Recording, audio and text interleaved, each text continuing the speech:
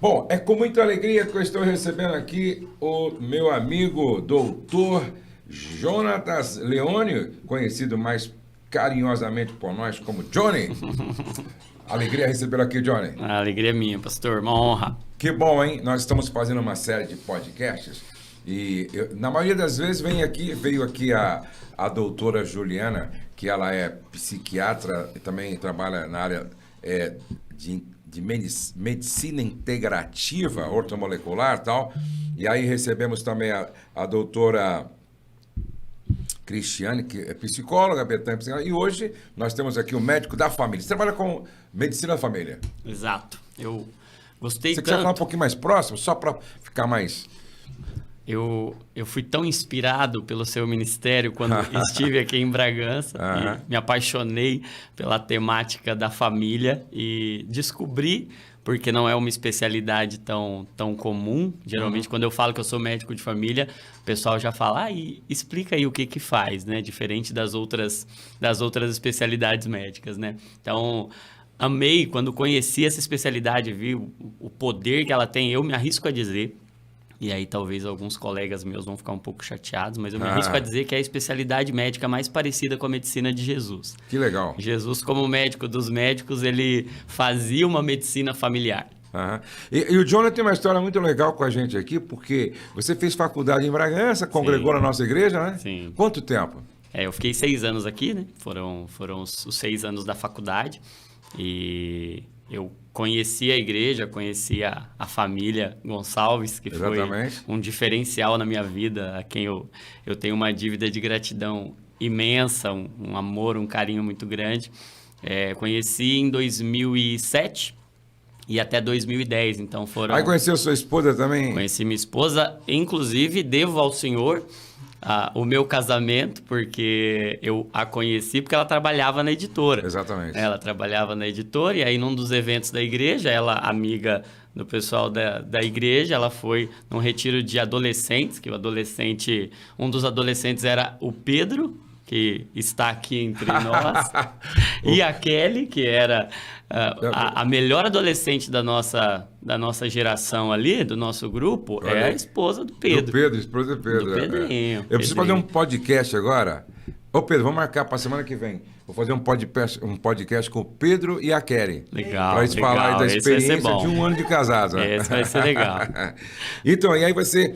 Casou, hoje você tem um filho? Tenho 2 filhas. Duas filhas? Meninas. 2 meninas. Tenho a Maria de 5 anos, e a Lívia de 2. São 3 mulheres agora? 3 mulheres. Que legal. Bem-aventurado. Tá. E aí, de repente você começou a trabalhar, então, com a medicina da família, mas depois, há um tempo para cá, você vem migrando para um trabalho que também eu acho que é muito interessante, esse que você está falando. Mas antes de você falar, eu estava dando uma olhadinha aqui, ó, 15 hábitos diários de grandes líderes, né? Os líderes têm características específicas que os definem como figuras que os outros admiram e como pessoas. Líderes eficazes geralmente têm uma rotina com hábitos e processos que são chaves, praticados diariamente. Você leu aquele livro do Stephen Covey? 7 hábitos das pessoas altamente eficazes. Sim, fantástico. Foi o primeiro livro que eu li, grifei tudo, quando eu comecei a trabalhar com família. Sim. Isso acho que há uns 20, 30 anos atrás. Até hoje eu tenho esse livro aí. Não sei se eu já comprei atualizado, mas esse livro, ele marcou muita gente. Bom, eu vou ler os 15 hábitos aqui, depois nós vamos começar a falar dos hábitos, e eu queria que você explicasse um pouquinho primeiro o que é um hábito, né, por que é importante a gente se preocupar com esse assunto. Aqui, ó, nesse texto que eu baixei hoje de um site americano, tá? Do site americano, na verdade, é um site da Forbes, tá? Diz o seguinte, ó, 15 hábitos. Primeiro, reserve um tempo para ser. Comece cada dia, eu gostei disso aqui, comece cada dia offline.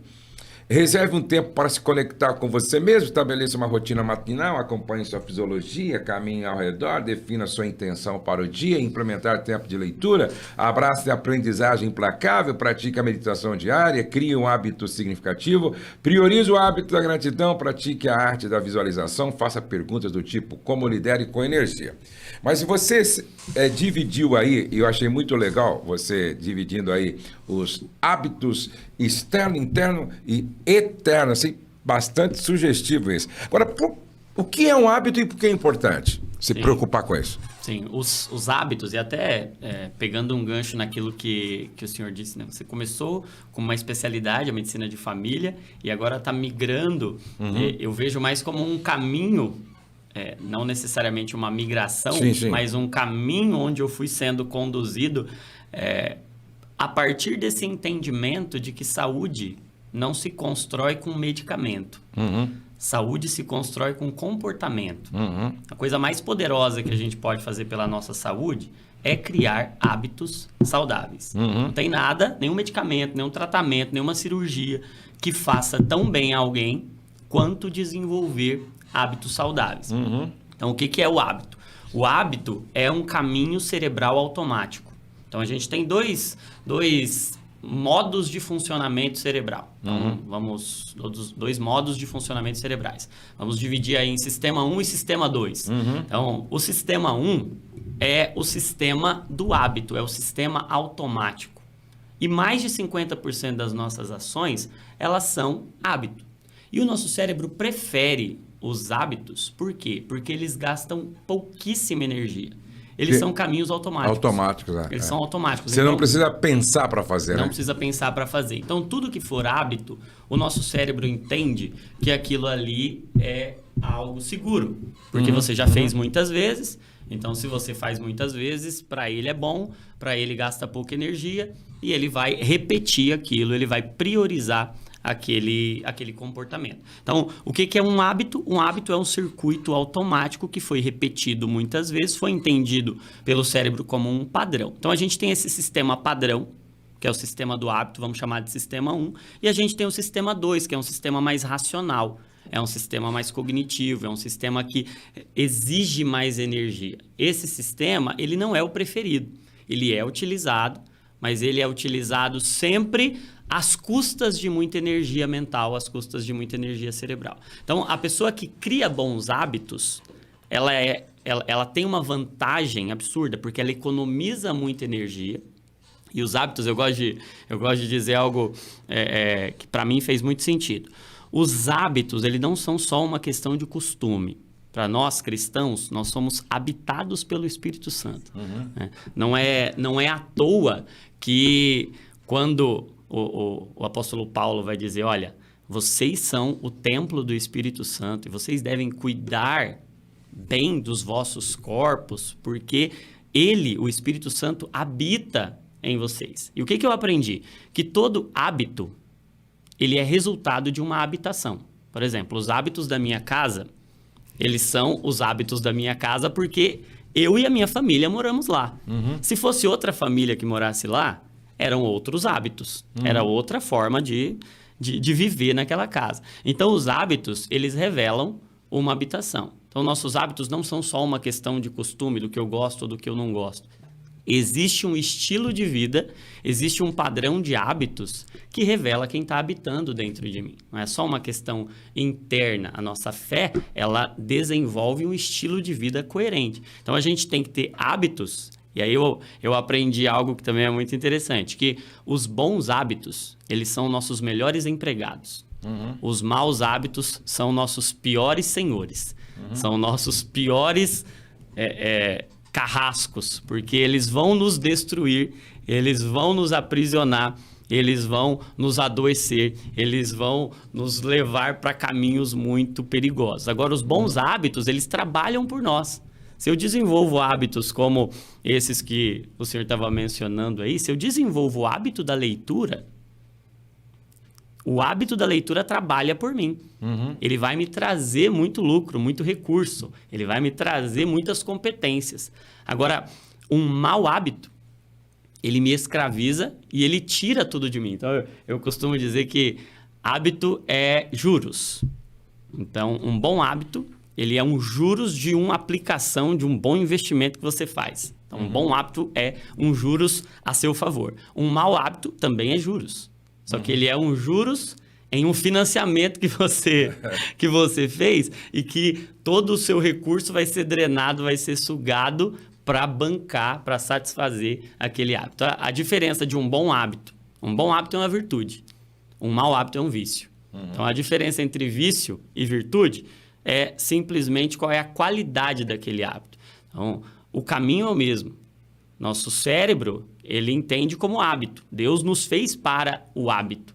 Deus nos fez para ter hábito, porque isso é um caminho extremamente seguro contra a nossa sobrecarga. Para a gente não enlouquecer, para a gente não pirar, a gente precisa de bons hábitos. Os hábitos bons eles estão trabalhando por nós. Os maus hábitos, nós estamos trabalhando por eles, estamos nos desgastando. É impressionante. Agora, quando se fala que depois de 21 dias você praticando algo, se torna um hábito? Depende do hábito. Tem muitas pesquisas já tentando mensurar, metrificar quanto tempo se leva para construir um hábito. E depende do hábito e depende da habitação. Por quê? A gente vai construir um hábito. Todo hábito tem 3 partes. Ele tem um gatilho, ele tem um estímulo, é como se fosse um interruptor que desencadeia aquela resposta automática. Então, por exemplo, eu acordo todos os dias, eu tenho o hábito de escovar os dentes. Sim. Todo mundo, pelo menos, espera-se que tenha esse hábito. Tem um gatilho, acordei. Eu sinto aquele amargo, eu sinto aquela sensação desagradável na minha boca e aquilo estimula um circuito automático. Eu não penso para escovar os dentes. Eu vou lá e faço. Então, tem um gatilho, que é esse estímulo, tem uma repetição, eu preciso repetir aquilo, ninguém cria um hábito em um dia, e eu tenho uma recompensa. Todo hábito ele precisa de uma recompensa para se estabelecer. Se aquilo não produziu nenhum benefício para mim, eu não vou repetir, eu não vou fazer. Então, eu preciso dessas três partes, desse tripé, para construir um hábito. Então, se eu identifico... Qual que é o tripé? Vamos repetir. É o gatilho, é o estímulo... Estímulo e recompensa. Estímulo, repetição e recompensa. Interessante. Eu preciso dessas 3 partes. Se eu tenho um mau hábito, eu tenho um estímulo que desencadeia aquela repetição, aquele ritual, aquele comportamento, e eu tenho uma recompensa por aquilo. Todo hábito ele vai envolver essas três coisas. Então, como é que eu faço para criar um bom hábito? E aí, respondendo a sua pergunta, depende de quão fortalecido esse mau hábito está. Porque o bom hábito, ele vai ocupar ou ele vai se tornar uma alternativa ao mau hábito. Então, eu tenho um mau hábito. Cada circuito, quanto mais eu utilizo aquele circuito cerebral, vamos clarificar. Um circuito cerebral é um caminho, é como se fosse uma rua. E quanto mais eu ando naquela rua, mais comum isso se torna. É como se aquela rua ganhasse mais cor, ela ganha mais vida, ela se torna a preferência, ela se torna preferencial. Eu estou acostumado a andar por ali. Então, no meu cérebro, se eu fiz muito, quanto mais eu faço, mais neurônios eu crio naquele caminho. Mais vasos sanguíneos eu formo naquele caminho. Mais neurotransmissor eu libero. Por isso que o hábito... aqui chega uma pergunta quase que diária, né? Sobre a pornografia e a masturbação, né? Então, por isso que a masturbação e a pornografia se torna algo tão dominante, né? Sim. Tão dominante. Porque de tanto praticar e além do vício em dopamina também, né? Sim, exatamente, porque estimula todo esse circuito. Você tem o estímulo, e nós somos hiperestimulados para a sensualidade, para a sexualidade no nosso mundo. Fora os estímulos internos, a concupiscência que já existe ali. Então, você tem um gatilho, é um desejo. Você tem um desejo, você tem um estímulo. Você estimula a área da vontade, a área do prazer. A repetição do hábito, a pessoa começa a repetir aquele comportamento, repetir aquele padrão, e ela tem uma liberação de dopamina, ela tem uma liberação de ocitocina, que vai gerar um prazer momentâneo. E a recompensa? É a recompensa. É a recompensa. Então, a pessoa fica presa. E aí, o que é? Falei que é um caminho, né? O mau hábito, o vício, ele é um caminho fechado. Ele é um labirinto. Ele te prende ali dentro. Ele eu gosto da expressão, ele é um sequestro. Né? Você fica preso ali. Qual que é o problema? Já ouviu falar daquela síndrome de Estocolmo? Em que a pessoa se apaixona pelo sequestrador. Isso. Tem filmes, tem séries, a pessoa se apaixona pelo sequestrador, por quê? É a única fonte de prazer que ela tem. Ela se alimenta às custas do sequestrador. Exatamente. Ela está ali presa naquele cativeiro. Então, quando o sequestrador aparece, a alegria dela. Exatamente. É a única pessoa que ela tem, a única fonte de prazer que ela tem. Então, o que é o vício? O vício escraviza e ele sequestra. Ele é um mau hábito que te prende dentro desse caminho e você começa a se apaixonar por aquele vício. Porque ele te produz um prazer. Ele está te matando.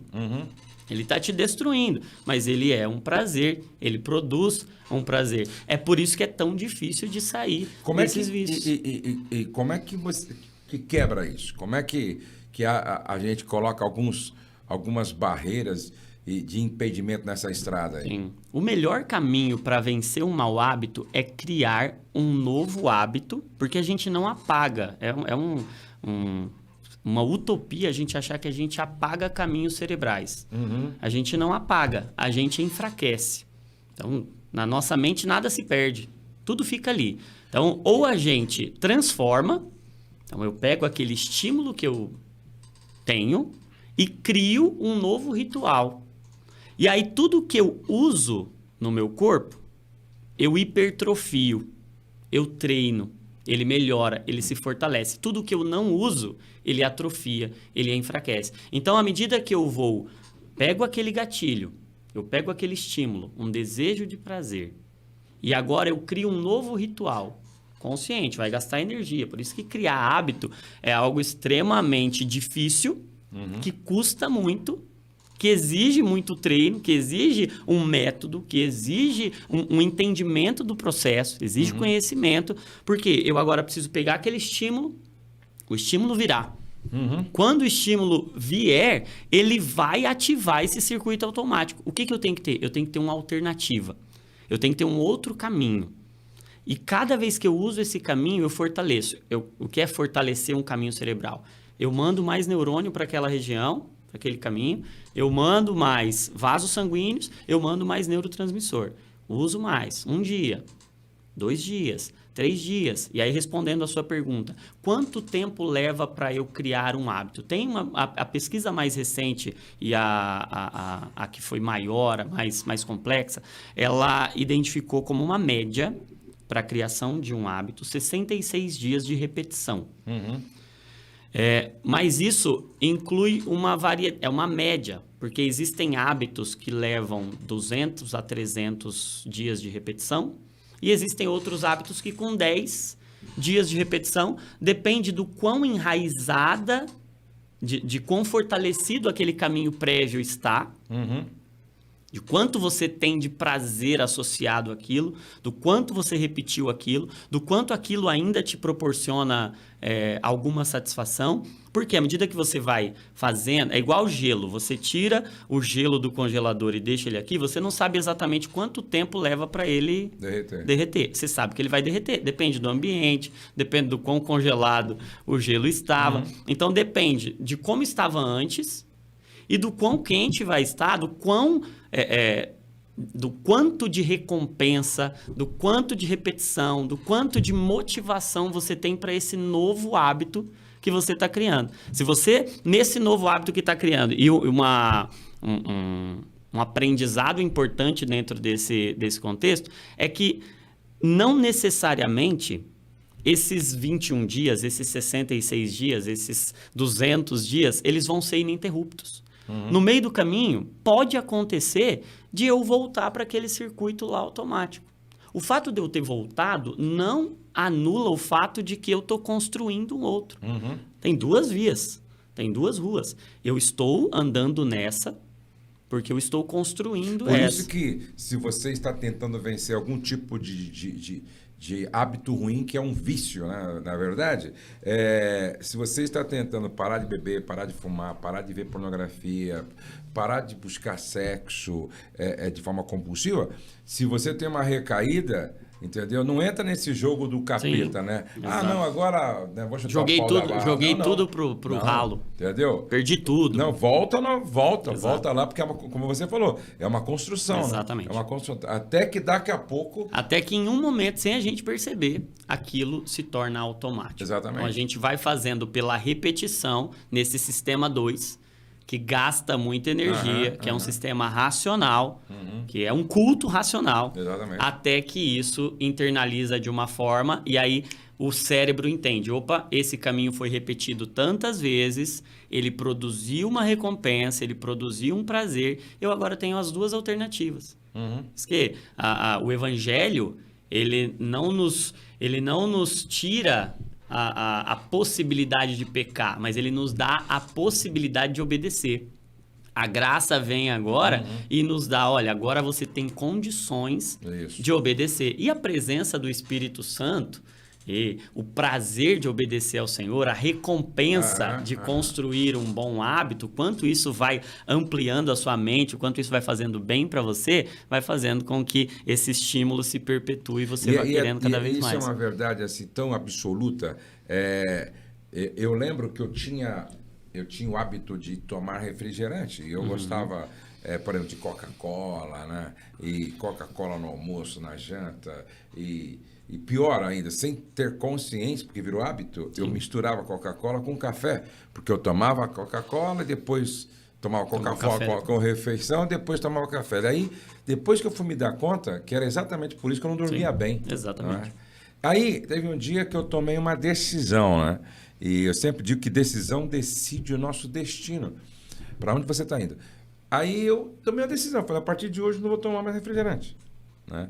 E até no início fica meio assim, ainda tem muito tentador você olhar para um refrigerante, o pessoal está bebendo num calor, num churrasco, perto de você. Mas depois você enfraquece tanto, né? Você atrofia tanto. Exatamente. Não é? Esse caminho do hábito que você agora tem o domínio da situação. Exatamente. Você tem escolha agora. Antes você não tinha escolha. Não tinha escolha. Então agora você fala, não, eu escolhi seguir esse caminho. Exatamente. Aqui, eu posso fazer as duas coisas. Que é muito mais saudável para mim. Exatamente. Entendeu? E que é muito mais inteligente. Exatamente. Então isso é algo poderoso. Gente, eu estou conversando aqui com o Dr. Johnny. Ele é médico da família e agora trabalhando de forma muito intencional, ajudando as pessoas nessa área, não é? Da construção de bons hábitos e libertação dos maus hábitos. Mas você falou, você pode fazer a sua pergunta. Se você tiver alguma pergunta, pode fazer a sua pergunta, porque eu penso que esta é uma das lives mais, entendeu, assim, esclarecedora quando se trata de hábitos, entendeu? Nós estamos falando aqui sobre como ter os hábitos de um líder saudável. E esse é o grande problema, né? O John Maxwell diz sempre algo que eu gosto muito. Ele diz que o nosso sucesso está escondido nos nossos hábitos diários. Exatamente. Não é? E aí eu sempre tenho dito também, às vezes os caras chegam para mim e falam, ô Josué, eu consigo às vezes ler 5 horas, mas depois eu passo 15 dias sem ler. Aí eu disse para um dos discípulos, melhor do que a quantidade é a constância. Sim, exatamente. É a constância. É a repetição. É a repetição. É melhor 15 intensidade minutos. não cria hábito. Exatamente. No tripé dos hábitos, a gente tem a repetição, não a intensidade. Não a intensidade. Exatamente. Porque é melhor você fazer 15 dias de leitura todos os dias do que uma vez por mês ler 5 horas. Tem um livro muito legal que chama Hábitos Atômicos, que ele fala muito do poder dos micro-hábitos. Eu tenho esse livro. É muito legal. É muito mais eficaz para o seu cérebro você pegar um hábito grande e dividir em pequenos hábitos, mas que você consegue fazer repetidamente, você consegue construir uma rotina que os inclua, do que você fazer uma maratona em um dia, em 2 dias e não cria essa repetição. Né? Eu tenho o hábito de todo dia pela manhã, eu estabeleci já há muito tempo, de pela manhã não ver nada a não ser a Bíblia. Então, a minha primeira leitura... Faz tempo isso, é a Bíblia. Então eu leio, às vezes eu leio mais, mas eu leio um capítulo e aí eu faço uma meditação nesse capítulo e eu vou escrevendo todo dia uma mensagem. eu escrevo uma mensagem para mim mesmo, aí eu faço uma conclusão e faço uma oração. Então, aí você imagina isso sendo feito todos Sim. os dias. É exponencial. Exatamente. Quando as pessoas vêm conversar com a gente, você está tão assim, transbordando disso, exatamente. que elas ficam assim, mas não é o resultado de uma semana. Exatamente. É o resultado de uma vida. Aí eu tenho um hábito também de todos os dias ouvir um vídeo, assistir ou ouvir um vídeo, todo dia.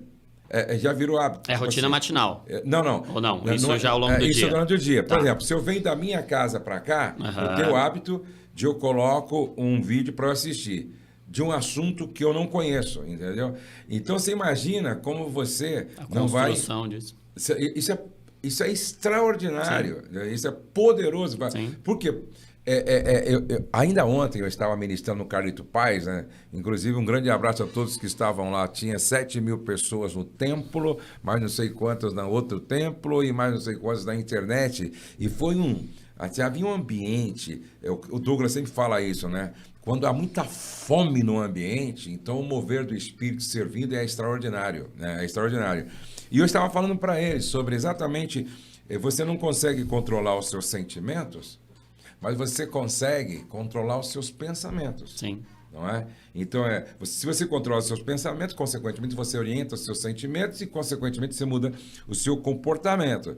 E aí eu estava falando para eles. Agora, o que é que controla o nosso pensar? Né? E eu gosto que o Paulo Borges Júnior, ele diz que o que controla o nosso pensar são as nossas crenças e convicções. Sim. Entendeu? Então, quando eu insistentemente leio a palavra, medito e registro isso, e depois, durante o dia, eu ainda assisto muitas vezes aquilo que reforça o que eu estudei, você vai, então, construindo suas crenças, exatamente, suas convicções, que vão orientando o seu pensar e, consequentemente, orienta o seu sentimento. Por isso que você vai tendo um comportamento nobre que quem não faz isso não tem. Exatamente. Não é isso? Exatamente. E a gente está falando de líderes, né? De liderança. Sim. Então, os hábitos para qualquer pessoa, e como o senhor bem disse no início, né? Todo mundo é líder, pelo menos deve ser líder de si mesmo. Exatamente. Líder da sua casa, deve ser líder do seu trabalho, enfim. Então, todo mundo é um líder. Deus nos chamou para governar, para liderar, isso, né? E até eu gravei pro Na Mesa, né, do Dizascope, um curso chamado Hábitos de um Líder Emocionalmente Saudável. Fazendo esse recorte para a saúde emocional dos líderes, porque uma pesquisa recente do Brasil mostrou que um líder cristão tem 3 vezes mais chance de desenvolver depressão e ansiedade do que uma pessoa comum. Caramba! Que coloca o líder dentro de um grupo de risco para o adoecimento emocional. E quando a gente olha para as escrituras, a gente vê que, poxa vida, tem alguma coisa que não está batendo aí. Porque as escrituras nos dizem que mais bem-aventurada coisa, ou seja, mais feliz, mais felicidade há em dar do que em receber. Então, se o líder é alguém que está servindo, é alguém que está entregando, ele deve experimentar uma felicidade. Agora, o que acontece? E dados de uma pesquisa recente dos Estados Unidos, chamada Lifeway, mostrou que a maioria dos pastores abandonaria o ministério se tivesse uma outra forma de sobrevivência. Que o esgotamento é a maior das suas preocupações. E eu comecei a fazer uma análise do porquê que os líderes estão em uma condição de risco para o adoecimento. Por que isso tem acontecido? E eu tenho recebido no consultório, e fico muito feliz e grato a Deus pela oportunidade de fazer isso, de participar. Tenho percebido um movimento de pastores e líderes que vêm me procurar pedindo ajuda para a saúde emocional. E eu percebi que tem 3 S's ali. Que contribuem para o adoecimento de um líder. Claro que todo mundo está sujeito ao adoecimento. Por questões genéticas, por questões hormonais, por questões orgânicas, enfim. Ninguém está imune ao adoecimento pelo fato de ser líder, pelo fato de ser cristão. Enfim, nós estamos no mundo, né? Agora, uma das questões, e esses 3 S's, eu chamo de S da sobrecarga. Sabe o que acontece quando a gente está sobrecarregado? A sobrecarga drena a nossa energia, porque a gente está carregando um peso, a gente está cheio de coisas, cheio de tarefas, cheio de atividades, a gente está sobrecarregado. Então, quem está sobrecarregado está gastando mais energia do que tem. E o que a gente precisa para construir um bom hábito? Energia. Porque o mau hábito, ou o hábito por si só, ele é uma economia de energia. Se eu preciso criar bons hábitos e eu estou sobrecarregado, eu não vou conseguir. O que eu tenho percebido? Muitos líderes sobrecarregados, com inúmeras atividades e com inúmeros compromissos e com a vida, sobrecarregados fisicamente, sobrecarregados financeiramente, sobrecarregados de tempo, sobrecarregados emocionalmente. E para construir bons hábitos, e aí começa a acontecer um fenômeno que o Watchman Nee diz no seu livro A Obra de Deus, que é muito fácil a gente trabalhar para Deus e deixar de trabalhar com Deus. E aí trabalhar para Deus é algo que sobrecarrega, porque você imagina o peso de uma obra que quem faz é Deus. Como é que você carrega o peso de uma obra que é Deus quem pode carregar? Se a gente começa a carregar o peso de uma igreja, começa a carregar o peso de um ministério, começa a carregar o peso de uma conversão, e a gente está fazendo isso alheio a Deus, a gente está fazendo a obra de Deus, mas a gente não está fazendo com Deus. Então, eu disse lá no curso que Deus nos fez para trabalhar com Ele, não para Ele. Se a gente trabalhar para Ele sem trabalhar com Ele, sem esse hábito... E olha como é interessante, né? O hábito vem da mesma raiz da palavra habitação. Interessante. E tem tudo a ver com casa, tem tudo a ver com família. Por isso que eu disse que é uma construção, né? Eu escolhi a medicina de família porque eu vi nela a especialidade médica mais parecida com a medicina de Jesus, que vê a pessoa como um todo, que enxerga a pessoa dentro do seu contexto, que não vê só uma doença, que não vê só um pedaço da pessoa, mas que vê a pessoa. E o que eu entendi? Que a saúde de uma pessoa se constrói no seu hábito, que se constrói na sua habitação. Se você ensina para uma criança a ler, o que Provérbios vai dizer? Ensina a criança no caminho em que deve andar. Os hábitos que você cria em uma criança, quando você cresce, é como uma massa mole. A criança é uma massa mole. É muito mais fácil criar hábito em criança do que criar hábito em adulto. O Luciano Subirá disse que o pai dele criou esse hábito, não neles, né? Nele, nos irmãos. Então, quando ele estava na fase da juventude, já tinha lido mais do que qualquer um. O próprio John Maxwell conta que o pai desenvolveu esse hábito nele, também nos irmãos. Ele tinha que... Parece que tinha uma mesada que ele ganhava, mas para ganhar a mesada ele tinha que mostrar o livro e fazer um resumo do livro. Que não era assim só, pai, li. Não, você vai falar o que você leu, né? Para o pai saber que ele tinha lido mesmo. Então, quando ele entrou na universidade, ele já tinha lido os livros que os professores pediam para os alunos lerem. Os neurônios de uma criança são extremamente mais suscetíveis à criação de hábitos, porque a gente não tem tantos caminhos criados ainda. Você não tem aquela resistência do mau hábito. Exatamente. Você é livre, você tem uma liberdade muito maior. Por isso a importância do hábito na habitação, por isso a importância da família na construção dos hábitos. E o ambiente, tem estudos mostrando que o ambiente é mais poderoso para criar um hábito do que a vontade. Então, eu tenho muita vontade de ler, mas eu vivo num ambiente onde as pessoas não leem, é mais difícil eu criar o hábito da leitura do que eu não ter vontade de ler, mas eu viver em um ambiente onde todos leem. Exatamente. Se eu frequento um círculo em que todos leem, em que isso faz parte da cultura, mesmo que eu não tenha vontade, eu crio esse hábito com mais facilidade do que eu ter muita vontade, genuína, sincera, tenho desejo, mas eu não estou em um ambiente onde isso acontece. Porque é um ambiente de inspiração. Exatamente. Né? Gente, eu estou conversando aqui com o Dr. Jonatas e nós estamos falando sobre hábitos saudáveis, como ter hábitos de um líder saudável. A propósito, Johnny, eu separei esse livro aqui, porque esse livro... Eu li esse aí já. Esse livro é muito bom. 18 chaves para o sucesso do ministério pastoral. Olha só, esse livro aqui é um livro tão importante que eu pedi para todos os meus liderados lerem. Olha só, esse livro aqui fala, quer ver, ó? Ó, nós vamos responder a pergunta daqui a pouco, tá, gente? Olha aqui, ó. Entenda a nobreza e a grandeza do ministério. Conheça a diferença entre o ministério falso e o verdadeiro. Fundamente seu ministério. Princípios bíblicos para o sustento do obreiro. Desenvolva o ministério masculino. Aprenda a cultivar um ambiente saudável no lar. Cuidado com o púlpito. Essa parte, cuidado com o púlpito, gente, é um conteúdo que todo líder, todo pastor tem que ler. É muito interessante essa parte do cuidado com o púlpito.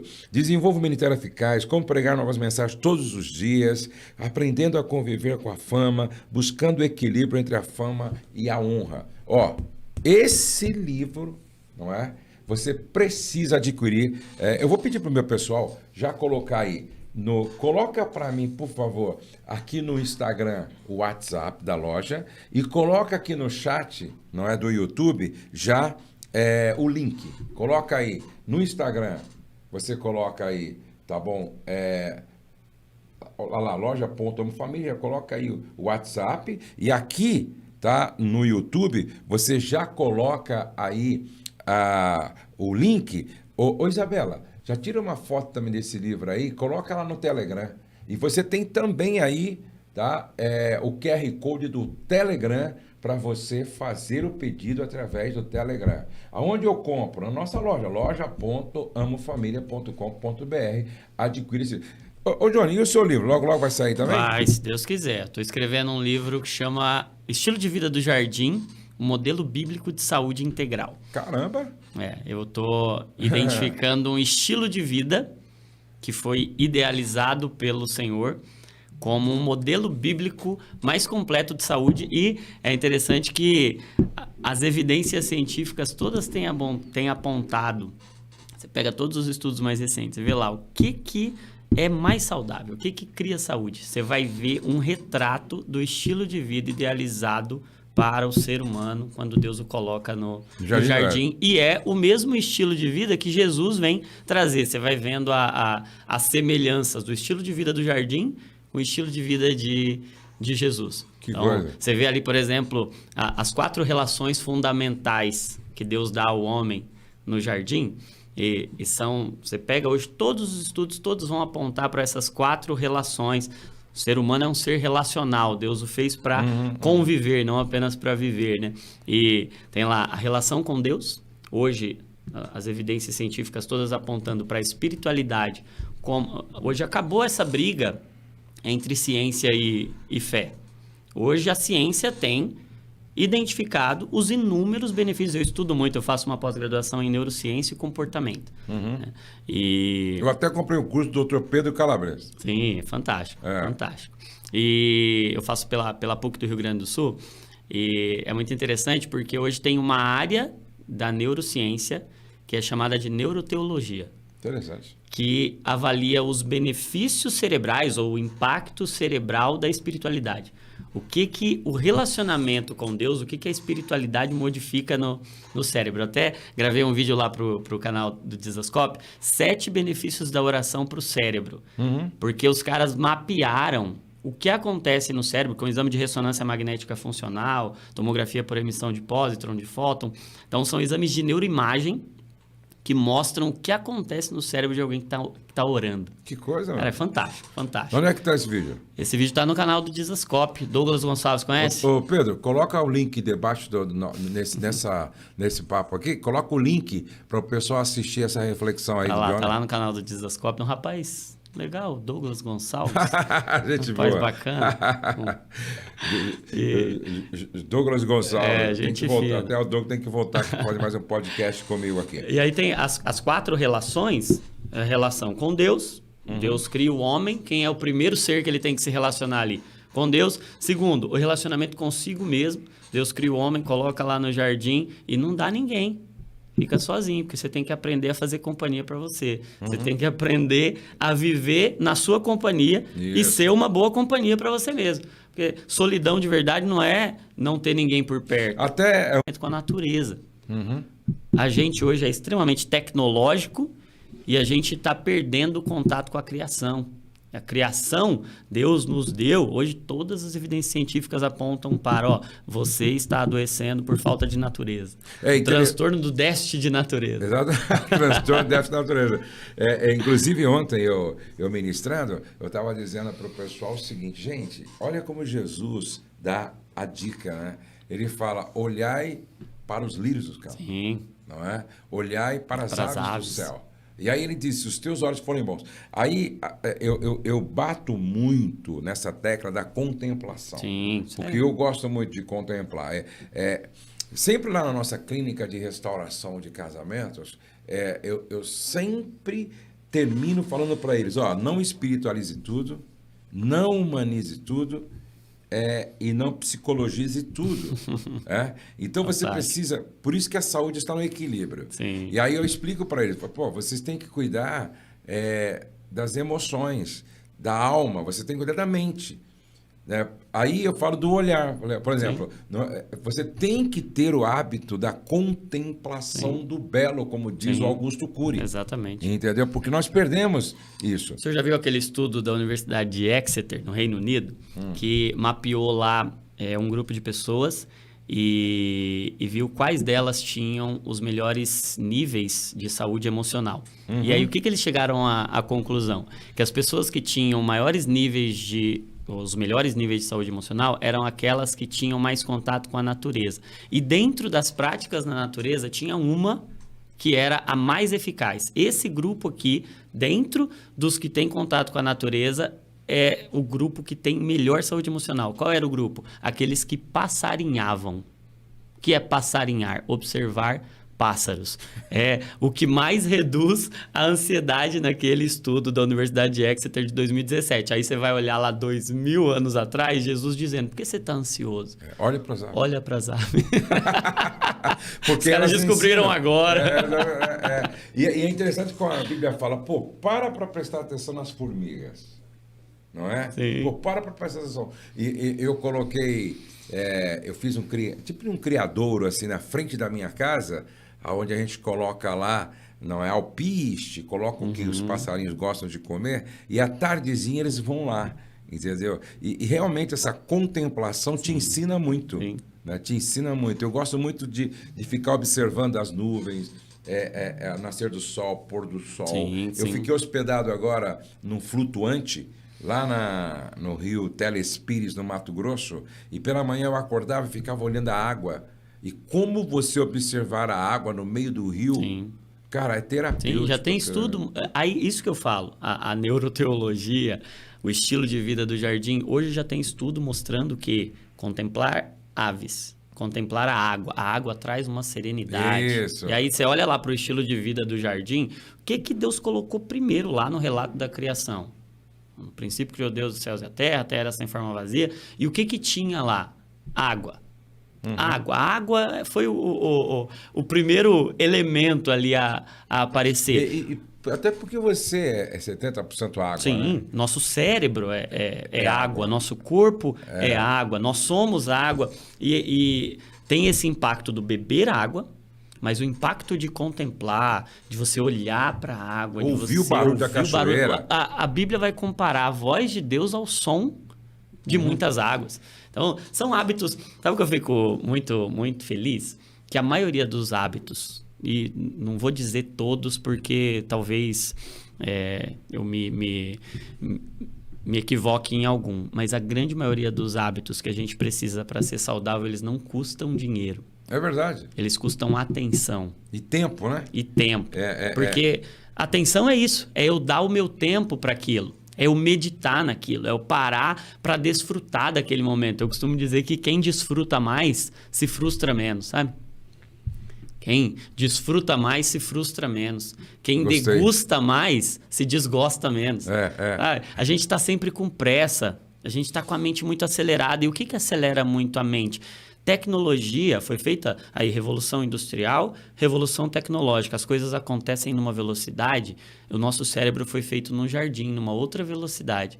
Quando a gente fica... E eu não estou dizendo que a gente não deva usar a tecnologia, a gente tem que usar. Mas o equilíbrio... E a gente tem que fazer um equilíbrio entre o tecnológico e o natural. Eu preciso ter tempo com a tecnologia, porque hoje ninguém vive sem tecnologia. Mas eu preciso, na mesma medida, ter tempo com a natureza, porque o meu cérebro trabalha na velocidade da criação. É um lembrete, olha, eu não sou uma máquina, eu sou uma criatura do Senhor. É a mesma coisa quando eu falo com... voltando àquele assunto que a gente chega aqui todo dia, por causa do meu trabalho, sobre a pornografia. Outro dia alguém disse, eu não sei se foi um padre, um estudioso, falando sobre a ciência... E eu não sei se foi ele, mas é uma informação interessante. Ele falou assim que um homem vendo pornografia 1 hora, ele recebe mais estímulo no seu cérebro do que os nossos avós a vida inteira. Sim, exato. E o nosso cérebro não foi preparado. Não foi preparado para isso. Não foi E o que programado para isso. Você vai sobrecarregar neurônios, Exatamente. Você vai adoecê-los. Exatamente. Então, o que é? É um curto-circuito. Exato, é um curto-circuito. A gente fica extremamente sobrecarregado com esse excesso de informação, Exatamente. de estímulo. É o que eu costumo chamar de infoxicação. A gente está extremamente infoxicado. É estímulo demais. E aí o que não acontece? Foi feito para isso. Exatamente. E aí o que acontece? Esses dias eu conversei com um cara que ele deve ter uns 55, 58 anos. E ele está tendo problema agora de ereção. Sim. E de libido. Sim. Por Cara, quê? ele estimulou. Tá queimando, tá destruindo. Exatamente. É curto-circuito. Exatamente. E Não. Deus nos deu limites. Exatamente. Os limites que Deus nos deu são proteção, não são privação. Exatamente. Quando Deus diz para o homem, ele coloca lá no jardim, vou voltar porque é o livro que eu estou escrevendo, já vou fazendo a propaganda aqui. Quando Deus cria o homem, coloca no jardim, ele diz, olha, eu quero que você desfrute de tudo. A primeira ordem de Deus para o homem não é, não coma. A primeira ordem dele é coma livremente de todas as árvores do jardim. Desfrute, deguste. Agora, tem uma coisa também, tem um limite. Naquela árvore ali você não vai. Por quê? Porque se você ultrapassa esse limite, você morre. Se você ultrapassa esse limite, você queima. Se você ultrapassa esse limite, você vai destruir o que eu te dei. Então, a pornografia, a hiperestimulação, o excesso... Hoje a gente não adoece mais por falta, né? Por compulsão. Hoje, você via antigamente, por que as pessoas adoeciam? Por falta de alimento, por falta de informação, por falta de medicamento. Hoje, quais são as 3 maiores causas de mortalidade?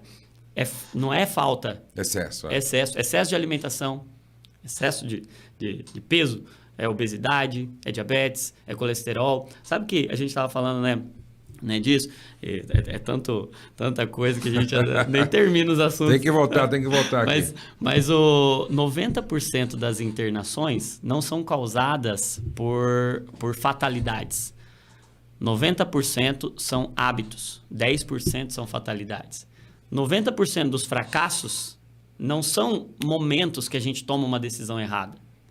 São hábitos que a gente já vem numa construção equivocada. Então, quando a gente peraí, deixa eu parar aqui.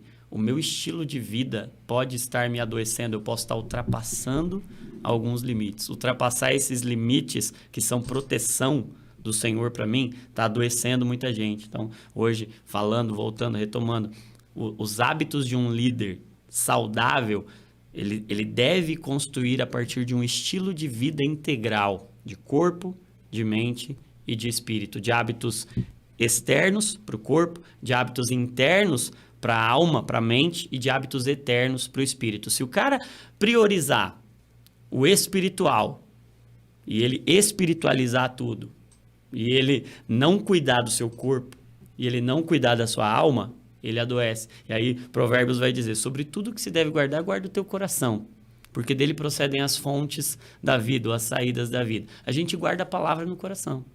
A tua palavra escondi guardada no meu coração. E se o meu coração estiver quebrado, destruído, vulnerável, porque eu não guardei bem? A palavra fica sob risco. Então tem muita gente, eu recebo muita gente no consultório dizendo, eu acho que é demônio. Eu acho que é espiritual. E aí eu vou fazer uma análise ali com a pessoa, e obviamente ali eu não estou fazendo um aconselhamento pastoral, ali eu estou fazendo um atendimento médico profissional, mas o discernimento que às vezes me vem é de Provérbios 15, 13, quando diz assim, olha, o coração abatido, ou o coração alegre, Ou seja, A formoseia o rosto. A alma bem nutrida, um coração alegre, as emoções saudáveis, mexem com o seu físico. Seu físico fica diferente. Se as suas emoções são saudáveis, o seu corpo tende a ser mais saudável. Sim. Se você se estressa mais emocionalmente, você tende a adoecer mais fisicamente. Agora, tem uma outra via também. Se o coração está abatido, então o coração alegre, aformoseia o rosto. Mas o coração abatido oprime o espírito. Sabe que tem muita opressão espiritual e a pessoa chega falando, eu acho que o problema é espiritual. Mas, na realidade, é um problema espiritual não demoníaco. É um problema espiritual emocional, porque a pessoa não cuidou do seu coração. E ela não teve práticas, hábitos que fazem bem para as suas emoções. E eu dizia que tem 3 S's lá. O S da sobrecarga, o S da solidão e o S do sentimento. E eu hoje vou fazer uma aula no Instagram em que eu vou mostrar a diferença de emoção e sentimento. Falar disso, é isso mesmo que eu queria falar com você. Você vai fazer uma aula hoje, gratuitamente? Sim, é uma aula gratuita no de uma mentoria que eu tô abrindo. Vai ser a primeira aula, vai ser a aula inaugural. E eu decidi fazer a primeira aula gratuita para que todo mundo possa ter conhecimento. É uma mentoria chamada Margem.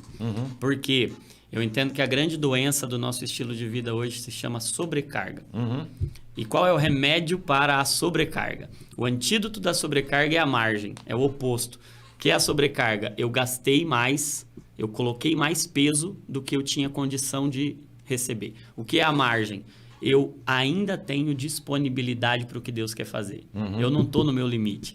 Eu expandi, eu posso receber mais. Se o Senhor me mandar carregar mais 1 milha, eu tenho condição de ir. Ótimo. Se o Senhor me mandar doar, eu tenho condição de doar. Por quê? Porque eu tenho margem.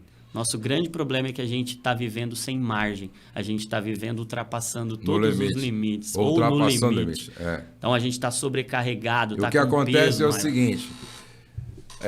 Aquele acidente com o avião da Chapecoense. Sim, foi exatamente. O cara ele acostumou a trabalhar no limite. Um dia ele morreu o copiloto e morreu quase todos do avião. Quem se acostuma com o limite, 1 hora vai ser surpreendido. Vai ser surpreendido.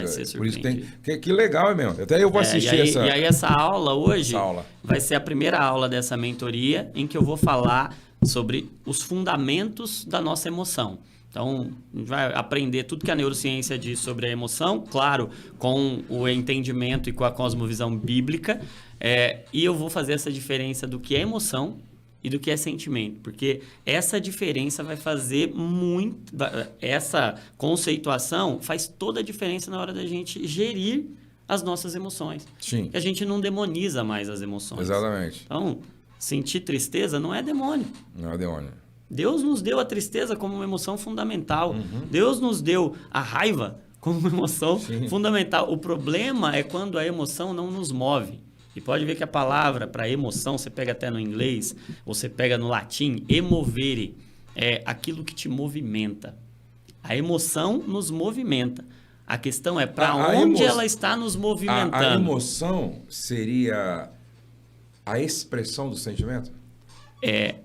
A emoção, ela vai gerar um sentimento e o sentimento pode gerar uma emoção. O que é o sentimento? Eu não quero que você também tire toda a graça da aula de hoje à noite. Tá? Não, mas Só pra... basicamente, a emoção é um reflexo. Eu sinto aquilo. O sentimento é a leitura que eu faço daquele reflexo. Ah, entendi. Então, a emoção eu não consigo... Ela acontece, eu não penso para ficar triste quando eu recebo uma notícia ruim. Não tem. Tem como? Ninguém controla isso. Ninguém controla isso. Isso é um fenômeno muito... Ele é um fenômeno que a gente chama lá do sistema límbico. Ele é um fenômeno reflexo. Eu reajo, não tenho como fazer. Eu sinto medo. Medo vem. Se eu vi um leão ali na minha frente, obviamente eu vou sentir medo. O sentimento não. O sentimento já é um fenômeno cortical. O sentimento ele é elaborado. Então, eu não mudo a minha emoção, mas eu mudo o meu sentimento com relação àquela emoção. Por isso que Paulo vai dizer, Filipenses 4, 7 e 8, ele vai dizer que a paz de Deus guardará os vossos sentimentos em Cristo Jesus. Os vossos corações, os vossos pensamentos, os vossos sentimentos em Cristo Jesus. E aí ele dá um modelo ali, ó. Agora você vai governar o seu pensamento. Tudo que é verdadeiro, tudo que é puro, tudo que é honesto. Porque se você governar o seu pensamento, você vai governar o seu sentimento. E o seu sentimento vai gerenciar a sua emoção. Um grande problema, a gente começa a demonizar a emoção e começa a repreender a emoção. E não é, você tem que mudar esse seu padrão de pensamento. Você tem que fazer a emoção te levar. A emoção gera movimento. O problema é para onde ela nos movimenta. Eu tenho uma frase que foi libertadora para minha vida. Toda emoção é um convite para oração. Toda emoção, independente da emoção que eu estou sentindo, ela está me empurrando para oração. Ela está me empurrando. Se eu não me movimento na direção do Senhor no momento da minha emoção, eu disse, nada se perde e nada se cria dentro da gente, tudo se transforma. Se eu não transformo aquilo em oração, se eu não ressignifico aquilo, se eu não transformo aquilo num sentimento saudável, aquilo me adoece. Por que a gente adoece tanto? Porque a gente não sabe lidar com emoções e sentimentos. Né? Tremendo. Agora, quem quiser participar, qual é o seu Instagram? @Dr. Jonatas Leônio. Ô, Pedro, coloca aí na telinha também. Pessoal, coloca aqui no Instagram, coloca para mim aí, @Dr. Jonatas Leônida. Leônio, tá? Leônio. @Jonathan Leônio, tá? Coloca aí para mim no Instagram, e o Pedro já colocou aqui na tela, para ficar bem fácil. Quero que todos vocês assistam hoje. É o 20 horas? 21. Às 21 horas, dá para todo mundo assistir, ó. Chega da igreja. Exatamente, é 21 horas, todo mundo assistindo. Vamos responder algumas perguntas aqui, ó, tá? Qual é o maior e mais importante hábito de um líder? Olha, os hábitos espirituais, eles são... Repete para mim, porque eu achei muito legal você falar. Guarda isso, tem muita gente escrevendo, então escreve aí, ó, né? Hábitos externos, internos e eternos. Exato, né? Exato. Eu acho que a gente tem que tomar cuidado com essa questão do maior, porque se a gente desequilibrar, não importa qual é o maior e qual é o menor. Então, a gente tem que equilibrar. Se o líder, ele está muito bem nos hábitos espirituais, ele agora tem que equilibrar com os outros hábitos, com os internos e com os externos. Então, o que eu percebo? A frequência, a prevalência de pastores e líderes que são sedentários, que não têm tempo para a atividade física. Então, para esses, talvez o hábito mais importante seja... sabe que quando a gente vai no cardiologista, né? Eu estou preocupado com o meu coração. Ele tem um remédio que foi amplamente utilizado, que é o AAS, né? O AAS, ele afina o sangue, ele protege contra infarto, contra derrame. Eu desenvolvi um outro AAS, não o ácido acetil salicílico, mas um conjunto de 3 hábitos que são fundamentais para qualquer coração cristão, que é o A de alimentação saudável, o A de atividade física e o S de sono. Aí o que você vai perguntar para os líderes, você dorme? Alimentação, atividade física e sono. Ó o estilo de vida de Jesus. Jesus dormia até no barco, no meio da tempestade. Olha como o sono é importante. Deus coloca o homem para dormir, para fazer a mulher, para tirar de dentro dele a mulher. E sabe que eu vi um estudo recente que mostrava que o nosso cérebro, ele tem mais 2 formas de funcionar. Tem um modo ativo, que é um modo de quando a gente está recebendo informação, e ele tem um modo descanso. Então, quando a gente está descansando, está dormindo, sono REM, ou quando a gente não está dormindo, mas a gente está numa atividade de descanso, eu não estou hiperestimulando nada, eu estou ali contemplando a natureza. É nesse momento que o nosso cérebro faz as conexões. Então, no momento que eu estou ativo, eu recebo as informações. No momento que eu estou passivo, no momento que eu estou descansando, o meu cérebro conecta as informações que ele recebeu. Por isso que grande parte das boas ideias que a gente tem, a gente tem no momento que a gente está descansando. Eu estou tomando banho. Exatamente. Estou lá, aquela água caindo. Eu estou ali, de repente, vem um insight. Foi uma conexão que foi feita. Hoje a gente não consegue mais descansar, a gente não dorme bem.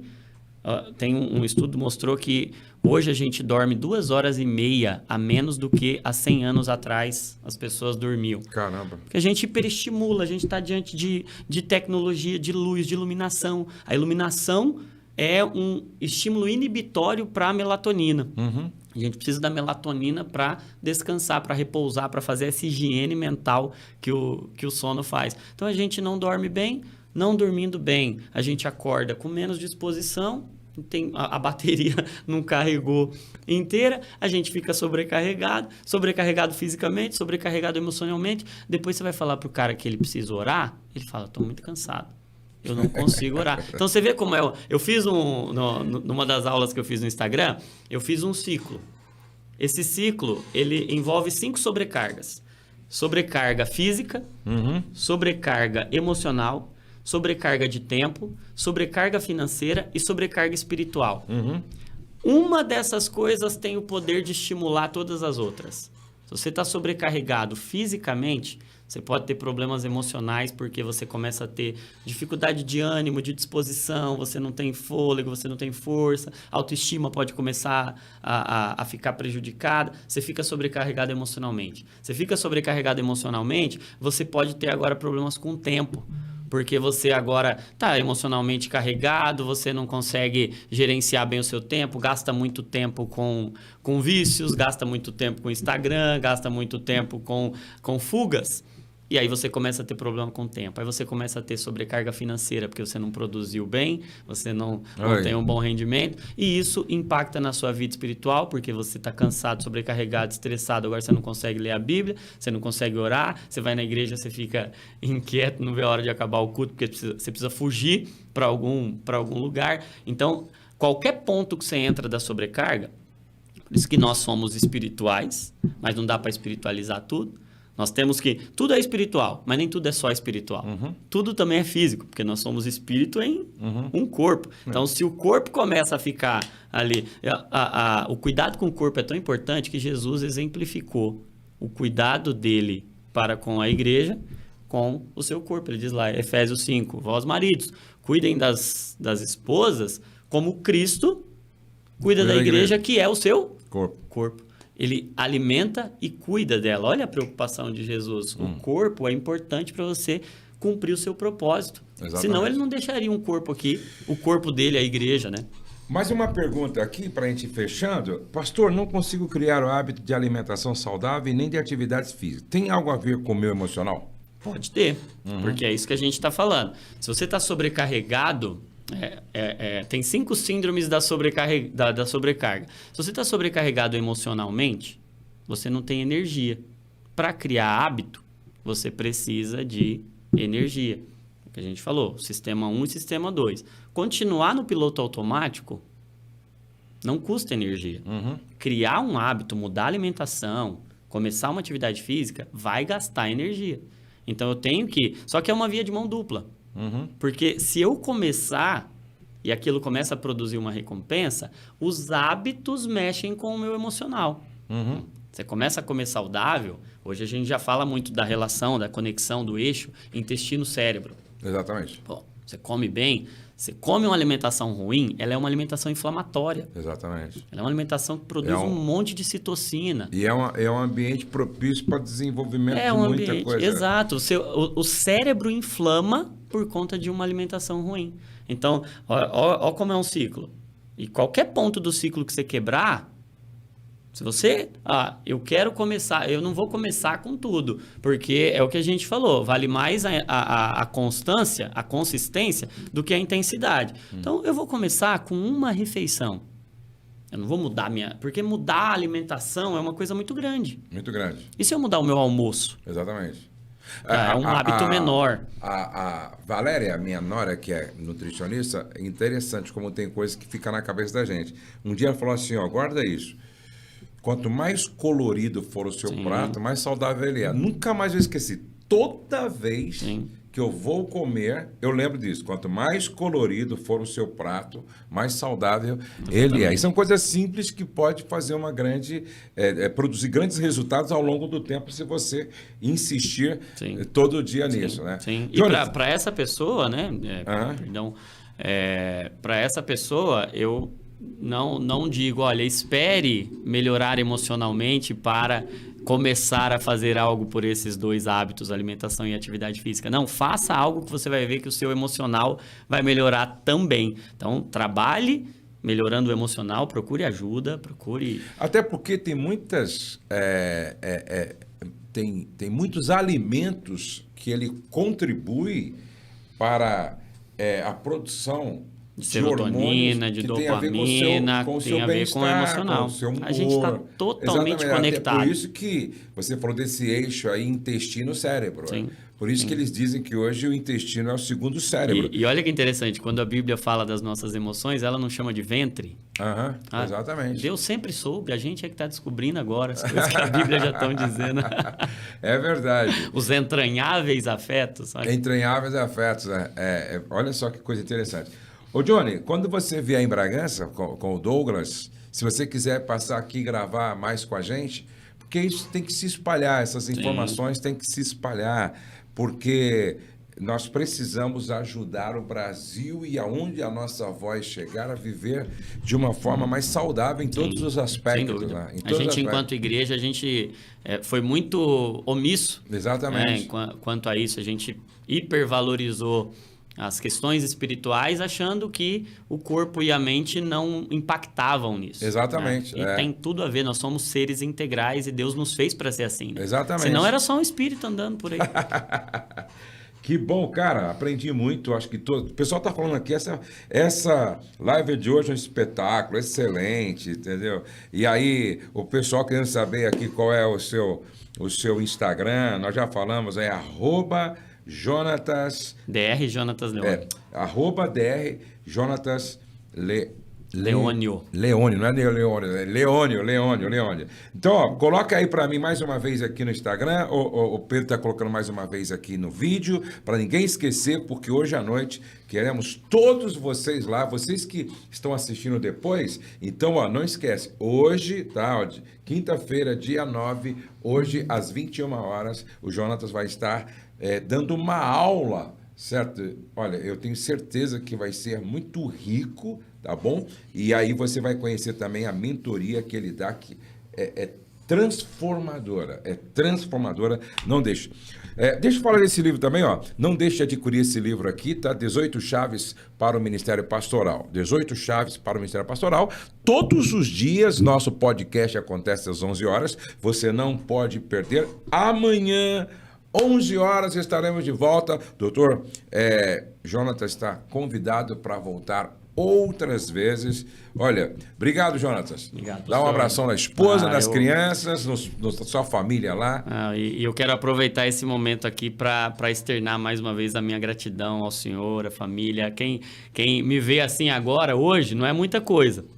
Mas como eu cheguei aqui no seio dessa família, como vocês me acolheram, como cuidaram de mim, o senhor, a pastora Rose, o Douglas, então, é o meu pai na fé, né? E tudo que hoje eu vivo, inclusive o meu casamento, é muito resultado do tempo que passei aqui com vocês, o quanto vocês me ensinaram, me acolheram, me discipularam. E eu sou muito grato a Deus. Eu não tenho uma oração de gratidão ali que eu não lembro de vocês, que eu não menciono vocês, que eu não louvo a Deus pelo ministério, pela família de vocês. Obrigado mesmo, viu, pastor?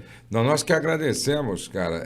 É muito lindo a gente ver os nossos discípulos, filhos, ovelhas, chegando assim, em lugares que talvez nós nem imaginávamos. Eu fico vendo Douglas, né, você, e fico vendo tantos outros. Ainda esta semana eu recebi aqui, não é, um casal de pastores que... Aí eu levei eles para conhecer lá o SOS Casamento, que você vai conhecer também. Eu levei eles para conhecer o SOS Casamento, toda a estrutura. E aí a gente estava diante de um coração, de repente ela começou a chorar, né? Aí ela disse assim, sabe por que eu estou chorando assim, pastor? É porque há 16 anos atrás, o senhor, com uma demanda tão grande, não é? Uma demanda tão grande no Encontro Nacional de Casais, e o senhor atendeu um pedido do nosso pastor para nos ouvir lá no seu quarto. E era o pior momento da nossa vida conjugal, onde tinha havido lá um problema entre eles e tal. E a gente abraçou, socorreu, amou aquele casal. E hoje, eles são pastores de uma das igrejas mais relevantes de São Paulo. Entendeu? E tudo começou a partir daquele processo de cura. Sim. Depois começaram um culto na casa deles. E hoje eles têm assim, uma igreja que começou do zero, uma referência. Sim. Aí eu e a Rose, nós choramos junto com aquele casal. Falei, pô, isso não tem preço, isso não tem preço. Então, quando eu vejo vocês que passaram por aqui, você estudou aqui, casou aqui. Sim, eu fui levantado ao ministério aqui. Isso. Eu cheguei aqui e, meu Deus do céu, eu não acreditava em mim, ninguém acreditava em mim. E eu encontrei um ambiente tão acolhedor, um ambiente de igreja tão fértil, e o Senhor acreditou em mim, me levantou ao diaconato. Isso. E hoje sirvo ao Senhor como pastor lá em São Bernardo. Isso. E esse ministério começou porque o Senhor acreditou em mim, me enxergou em mim algo que eu jamais havia enxergado, e hoje eu colho muitos frutos do que vocês plantaram na minha vida. Obrigado mesmo. E como diz o nosso grande amigo Abe Ubi, isso é só o começo. Amém. Chegamos ao final de mais um podcast Amo Família. Que lindo, gente! Hoje nós aprendemos muito, certo? Aprendemos muito, e eu já convidei o Johnny para toda vez que vier em Bragança, para passar por aqui também, deixar mais um conteúdo de transformação, e quando ele lançar o livro, ele vai vir também lançar aqui com a gente vai ter o prazer de mostrar esse livro. E não perca hoje à noite, às 21 horas, essa aula que ele vai dar lá no Instagram, até para vocês conhecerem também depois a mentoria que ele faz, e que é um trabalho de transformação, como aconteceu aqui hoje, nessa degustação que ele nos deu. Amanhã, às 11 horas, estaremos de volta, e também, 6 horas da manhã, acompanhe as nossas orações. Olha, 20 mil pessoas estão passando pelas nossas orações às 6 horas da manhã, está sendo lindo, e às 19 horas também. E não deixe de se inscrever no nosso canal para você receber sempre as notificações e participar de tudo o que nós estamos fazendo. E não se esqueça, o céu não está em crise, Deus está no controle, nós queremos em milagres, e a nossa família está debaixo da graça de Deus. Um grande abraço e até o nosso próximo encontro.